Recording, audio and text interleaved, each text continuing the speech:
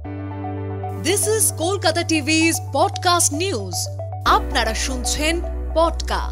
আজ মরশুমের শীতলতম দিন, কাল বৃষ্টির সম্ভাবনা একাধিক জেলায়। আমি অভিক, জানাচ্ছি বিস্তারিত।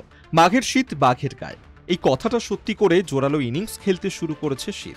আজ মরশুমের শীতলতম দিন, কলকাতায় পারদ নামল 12.1 ডিগ্রি সেলসিয়াসে। অনেকেই বলছেন বেশ কয়েক বছর বাদে এরকম ঠান্ডা এবার কলকাতায় উপভোগ করা যাচ্ছে। এরই মধ্যে বৃষ্টির পূর্বাভাস শোনালো আবহাওয়া অফিস। ফলে শীত কি আরও বাড়তে চলেছে, সেই প্রশ্নই ঘুরপাক খাচ্ছে সবার মনে।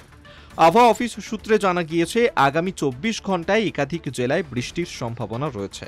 হালকা বৃষ্টির সম্ভাবনা রয়েছে মঙ্গলবার থেকে। পূর্ব ও পশ্চিম মেদিনীপুরে মঙ্গলবার বৃষ্টি হতে পারে। বুধ ও বৃহস্পতিবার বৃষ্টি বাড়তে পারে। এই দুদিন দক্ষিণ 24 পরগনা জেলাতেও বৃষ্টির সম্ভাবনা রয়েছে।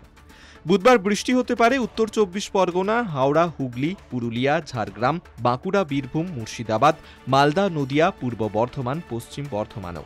অন্যান্য জেলাতে আংশিক মেঘলা আকাশ থাকবে। সকালে কুয়াশা থাকবে, সব জেলায় মাঝারি কুয়াশা থাকবে, পরে দেখা যাবে মেঘলা আকাশ। উত্তরবঙ্গের সব জেলাতেই কুয়াশা দেখা যাবে। দার্জিলিং, কালিম্পং শনিবার পর্যন্ত বৃষ্টির সম্ভাবনা রয়েছে। আগামী কয়েকদিনে ঠান্ডা আরও বাড়বে এখানে। উঁচু পার্বত্য এলাকায় তুষারপাতের সম্ভাবনা রয়েছে। কেমন থাকবে কলকাতার আবহাওয়া? সকাল থেকে কুয়াশা কলকাতায়, আগামী দুদিনও তাই থাকবে। বেলা বাড়ার সঙ্গে সঙ্গে দৃশ্যমানতা বাড়বে। এদিন সর্বোচ্চ তাপমাত্রা থাকতে পারে 21 ডিগ্রি সেলসিয়াস। তবে কলকাতায় বৃষ্টির সম্ভাবনা নেই। বুধবার থেকে ঠান্ডা আরও বাড়তে পারে। শুনুন পডকা, রাত দিন 7 দিন।